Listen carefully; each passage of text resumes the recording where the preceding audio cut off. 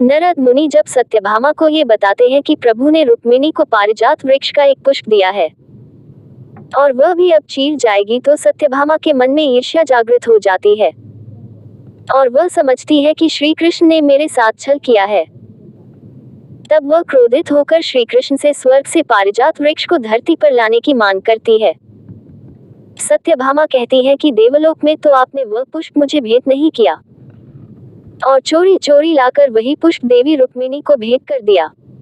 इसका अर्थ तो यही हुआ ना कि आप देवी रुक्मिणी को ही सबसे अधिक चाहते हैं। ये सुनकर श्री कृष्ण कहते हैं कि ये तुम्हारा भ्रम है सत्यभामा। ये सुनकर सत्यभामा कहती है कि ये भ्रम नहीं द्वारिकाधीश, ये सच है। मैं ही पागल थी जो सदा ये सोचा करती थी कि मैं ही वासुदेव के सबसे निकट हूँ। नारी जिसे सबसे अधिक प्रेम करती है वह उसके प्रेम का बंटवारा नहीं सह सकती है। श्री कृष्ण कहते हैं मैंने कभी असत्य नहीं बोला सत्यभामा। वास्तविकता क्या है ये जानने का प्रयास तुमने कभी नहीं किया। ये सुनकर सत्यभामा कहती है कि वास्तविकता यह है कि दीदी के कल्याण के लिए आपने पारिजात का पुष्प उन्हें दिया, मुझे नहीं। ये सुनकर श्री कृष्ण कहते हैं कि नहीं, वास्तविकता तो ये है कि तुमने देवलोक में जब पारिजात का दर्शन किया था उसके पुष्प भी देखे थे और उसकी सुगंध से भी परिचित थी, परंतु रुक्मिणी ने तो पारिजात के गुणों का अवलोकन नहीं किया था। वह तो देवलोक के वातावरण से अपरिचित थी। इसलिए जब देवराज इंद्र ने मुझे जब वह फूल दिया तो मैंने सोचा कि उसे भी तुम्हारे जैसे सौभाग्य की अनुभूति मिले। इसमें तुम्हारे अकल्याण की बात कहाँ है? इसमें तुम्हें तुम्हारा अपमान लगता है तो मैं तुम्हें देवलोक से सारे पारिजात के पुष्प लाकर दे दूंगा। इस पर सत्यभामा कहती है कि अब मुझे पारिजात के पुष्प नहीं चाहिए, मुझे तो पारिजात का वृक्ष ही चाहिए। वासुदेव, यदि आप मुझसे प्रेम करते हैं तो मुझे पारिजात का वृक्ष ही लाकर दीजिए। मैंने उसकी छाया में पुण्य व्रत करने का संकल्प किया है, अन्यथा मुझे आज्ञा दीजिए, मैं तपस्या करने जाना चाहती हूँ। ये सुनकर श्री कृष्ण कहते हैं कि यदि तुमने पुण्य व्रत करने का संकल्प कर ही लिया है तो निसंदेह में पारिजात का वृक्ष लाकर तुम्हारे उद्यान में रोपित कर दूंगा। अब तो प्रसन्न हो जाओ सत्यभामा। ये सुनकर सत्यभामा प्रसन्न हो जाती है। उधर नारद मुनि जी कहते हैं प्रभु आपकी लीला बड़ी न्यारी है। एक और आपने देवी सत्यभामा के अहंकार को चरम पर पहुंचा दिया और अब आप उन्हीं के लिए पारिजात लाने की योजना बना रहे हैं। वैसे ठीक ही है, देवराज इंद्र के अहंकार को भी तो समाप्त करना है। उन्होंने भी भगवान शंकर को पारिजात वृक्ष देने से इनकार कर दिया था। उन्हें इस धृष्टता का दंड तो मिलना ही चाहिए। वाह प्रभु, कैसी लीला रचाई है, एक तीर और लक्ष्य भेद दो। फिर श्री कृष्ण नारद जी को बुलाकर कहते हैं देवी सत्यभामा पारिजात वृक्ष की छाव में पुण्यव्रत का अनुष्ठान करना चाहती है, इसलिए नारद जी आपको देवलोक जाकर मेरी ओर से देवराज इंद्र से विनती करनी होगी। वो पारिजात वृक्ष को सत्यभामा के उद्यान में लगवा दें। ये सुनकर नारद मुनि कहते हैं प्रभु, परंतु मुझे संदेह है, देवराज आपकी इस विनती को स्वीकार नहीं करेंगे। देवराज तो भगवान शंकर को भी उस वृक्ष को एक बार देने से मना कर चुके हैं। उन्होंने भी तो माता पार्वती के पुण्यव्रत के लिए पारिजात मांगा था। ये सुनकर सत्यभामा चौंक जाती है। फिर नारद मुनि कहते हैं भगवान, क्या देवलोक की निधि को पृथ्वीलोक पर लाना उचित होगा? क्या आप क्षीरसागर को पृथ्वीलोक पर लाने की सोच सकते हैं? क्या ये विधि के विधान के विरुद्ध नहीं होगा भगवान? ये सुनकर श्री कृष्ण कहते हैं देवर्षि, आपका कथन भी उचित है, परंतु मैंने तो देवी सत्यभामा को पारिजात वृक्ष को लाने का वचन दे दिया है। अब ये भी तो संभव नहीं कि मेरा दिया हुआ वचन झूठा हो जाए। ये सुनकर सत्यभामा श्री कृष्ण की ओर देखने लगती है। तब श्री कृष्ण कहते हैं यदि ऐसा हुआ तो संसार से सत्य का नाश हो जाएगा, इसलिए आप इंद्र को मेरा संदेश जाकर दें। नारद मुनि कहते हैं जो आज्ञा प्रभु। ऐसा कहकर नारद मुनि वहां से चले जाते हैं। तब नारद मुनि यह संदेश इंद्र को सुनाते हैं तो इंद्र कहते हैं मृत्युलोक में पारिजात की कामना। तब नारद मुनि कहते हैं हाँ, श्री कृष्ण का तो यही कहना है। तब देवेंद्र यह कहते हैं कि तो क्या वे ये नहीं जानते हैं, इस समय वे मनुष्य योनि में हैं और पृथ्वी पर वास कर रहे हैं। देवलोक को अमरता देने वाले पारिजात को मैं पृथ्वी पर कैसे भेज सकता हूँ? यदि पारिजात पृथ्वी पर चला गया तो भूलोक और स्वर्गलोक में अंतर ही क्या रह जाएगा।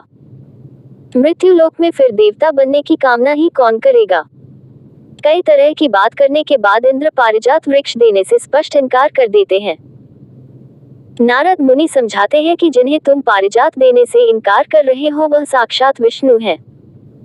उन्होंने ही अवतार लेकर पृथ्वीलोक की रक्षा की है। समुद्र मंथन के समय जो भी रत्न मिले थे वह स्वयं विष्णु ने ही तो देवलोक को दान किए थे। लेकिन इंद्र किसी भी तरह नहीं मानते हैं और पारिजात देने से इनकार कर देते हैं और कहते हैं कि द्वारिकाधीश को यही संदेश दे दे। फिर देवर्षि नारद श्री कृष्ण और सत्यभामा के पास जाकर इंद्र द्वारा पारिजात वृक्ष देने से इनकार करने का संदेश देते हैं। ये सुनकर सत्यभामा चौंक कर कहती है, क्या स्पष्ट इनकार कर दिया? नारद मुनि कहते हैं, हाँ। ये सुनकर श्री कृष्ण कहते हैं कि अच्छा, तो क्या देवेंद्र ये भूल गए? स्वर्गलोक के सम्मान की रक्षा के लिए मैंने अपना धर्म समझकर नरकासुर से देवलोक की रक्षा की थी। और क्या ये भी भूल गए कि देवमाता के कुंडल मैंने ही लौटाए थे और अब वे पारिजात देने से इनकार कर रहे हैं। अब तो मैं पारिजात उनसे लेकर ही रहूंगा, चाहे मुझे इसके लिए देवराज इंद्र से युद्ध क्यों ना करना पड़े। नारद जी ये संदेश इंद्र को सुनाते हैं तो इंद्र कहते हैं, युद्ध? तो क्या द्वारिकाधीश हमें युद्ध का आमंत्रण दे रहे हैं? यदि ऐसा है तो हम पारिजात की रक्षा के लिए युद्ध के लिए तैयार हैं। यही समाचार नारद जी श्री कृष्ण को सुनाते हैं तो वे कहते हैं, ठीक है देवर्षि, यदि देवेंद्र युद्ध के लिए तैयार है तो हम भी अवश्य युद्ध करेंगे। फिर श्री कृष्ण अपना गरुड़ वाहन लेकर स्वर्ग के लिए निकल पड़ते हैं। उधर देवलोक में पारिजात वृक्ष की सुरक्षा बढ़ा दी जाती है। देवलोक के द्वार पर पहुंचकर श्री कृष्ण अपना पांचजन्य शंख बजाते हैं। उनके शंख की ध्वनि सुनकर इंद्र सहित सभी देवता उठ खड़े होते हैं। फिर वह अपने धनुष की टंकार से इंद्रलोक को गूंजायमान कर देते हैं।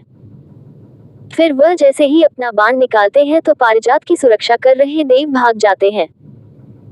फिर श्री कृष्ण पारिजात के पास जाकर कहते हैं, हे पारिजात, मुझे आपको लेकर पृथ्वीलोक पर जाना है, आप मेरे साथ चलने की कृपा कीजिए। तभी वहां पर ऐरावत पर सवार होकर इंद्र आ जाते हैं और कहते हैं, ठहरिए द्वारिकाधीश। फिर दोनों में वाद विवाद के बाद अंत में भयानक युद्ध होता है। फिर देवता लोग शंख बजाकर संध्या वंदन की सूचना देते हैं तो इंद्र कहते हैं, द्वारिकाधीश, पृथ्वी पर इस समय संध्या हो चली है। युद्ध नीति के अनुसार अभी आपके विश्राम का समय है।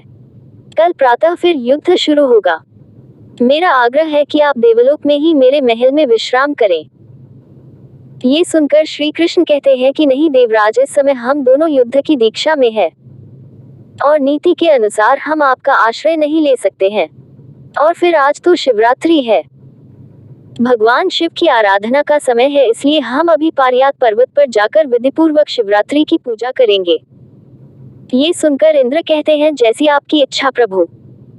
फिर श्री कृष्ण पारिजात पर्वत पर जाकर शिव की आराधना करते हैं और कहते हैं, हे महादेव, आपके दर्शन की बड़ी लालसा है, कृपया आप मुझे अपने दर्शन दें। तब वहां पर भगवान शंकर शिवलिंग के रूप में प्रकट होते हैं। फिर श्री कृष्ण शिवलिंग का जलाभिषेक करने के लिए माता गंगा का आह्वान करते हैं। आसमान से गंगा की धारा शिवलिंग पर गिरने लगती है। फिर वहां सभी तरह की पूजन सामग्री एकत्रित हो जाती है और तब श्री कृष्ण शिवलिंग की पूजा और स्तुति गान करते हैं। उनकी स्तुति गान से प्रसन्न होकर शिवजी शिवलिंग में ही प्रकट होकर कहते हैं, वासुदेव, मैं प्रसन्न हूँ। आपने मेरे प्रिय स्त्रोत से मेरी आराधना की है। जिस पर्वत पर आपने मेरी आराधना की है उस पर्वत पर मेरा रूप विल्वेश्वर के नाम से जाना जाएगा। बोलिए प्रभु, मेरे योग्य क्या सेवा है?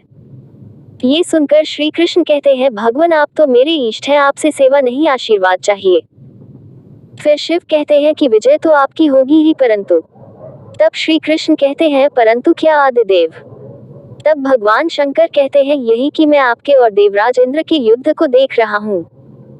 आप इंद्र पर घातक वार नहीं कर रहे हैं, मुझे तो ऐसा लग रहा है कि आप उसकी रक्षा कर रहे हैं वासुदेव। ये सुनकर श्री कृष्ण कहते हैं, हाँ देव, मेरा उद्देश्य इंद्र का पराभव करना नहीं है, मैं तो उनके अहंकार का नाश करना चाहता हूँ। मैं पहले भी गोवर्धन पर्वत पर उसका ये अहंकार नष्ट कर चुका हूँ। फिर भी उसने आपको भी पारिजात देने से इनकार कर दिया था। इस समय वो मुझे भी पारिजात देने से मना कर रहा है और स्वयं को एक सर्वोच्च सत्ता के रूप में प्रतिष्ठित कर रहा है। बस मैं उसके इसी अहंकार को तोड़कर पारिजात का वृक्ष पृथ्वीलोक पर ले जाना चाहता हूँ। उसी के लिए आप मुझे आशीर्वाद दीजिए। भगवान शंकर कहते हैं, अवश्य कल आप पारिजात के साथ ही पृथ्वीलोक पर जाएंगे वासुदेव। फिर प्रातः पुनः इंद्र और श्री कृष्ण में भयानक युद्ध प्रारंभ होता है। अंत में इंद्र अपना वज्र ही श्री कृष्ण पर छोड़ देता है। तब श्री कृष्ण तत्क्षण ही सुदर्शन चक्र को उसकी ओर भेजते हैं। सुदर्शन चक्र वज्र को निकल जाता है। ये देखकर इंद्र अचंभित हो जाता है। फिर वह चक्र इंद्र की ओर बढ़ने लगता है तो ये देखकर इंद्र भयभीत हो जाते हैं। वह चक्र जैसे ही इंद्र के नजदीक आता है तो वहां पर चक्र और इंद्र के बीच देवमाता प्रकट होकर कहती है, पुत्र कृष्ण, ये क्या कर रहे हो? ये सुनकर श्री कृष्ण कहते हैं, रुक जाओ सुदर्शन। सुदर्शन वहीं स्थिर हो जाता है। फिर श्री कृष्ण कहते हैं, प्रणाम देवमाता। तब देवमाता कहती है, अपने ही भाई को समाप्त कर डालोगे? क्या तुम्हें याद दिलाने की आवश्यकता है कि वामन अवतार के समय मैंने ही तुम्हें जन्म दिया था? अरे इंद्र के पराभव से तो इंद्र का सम्मान ही नष्ट हो जाएगा। कृष्ण, ये युद्ध रोक दो। ये सुनकर श्री कृष्ण कहते हैं, जो आज्ञा देवमाता। फिर श्री कृष्ण अंगुली को ऊपर उठाते हैं तो सुदर्शन पुनः उनकी अंगुली पर लौटकर स्थिर हो जाता है। फिर देवमाता कहती है कि मैं तुम्हें पारिजात का वृक्ष प्रदान करती हूँ, परंतु इसका विधान ये होगा कि जैसे ही सत्यभामा का पुण्यत व्रत पूरा होगा ये वापस देवलोक में आ जाएगा। ये सुनकर श्री कृष्ण कहते हैं, आपकी आज्ञा शिरोधार्य है देवमाता। फिर इंद्र कहते हैं, मुझे क्षमा करो द्वारिकाधीश। तब श्री कृष्ण कहते हैं, लो देवराज, मैं आपका वज्र वापस लौटाता हूँ। फिर सुदर्शन चक्र में से वज्र निकलकर इंद्र के पास चला जाता है और फिर सुदर्शन चक्र अदृश्य हो जाता है। फिर श्री कृष्ण पारिजात के वृक्ष को गरुड़ पर विराजमान करके पृथ्वीलोक में ले जाते हैं। जय श्री कृष्णा।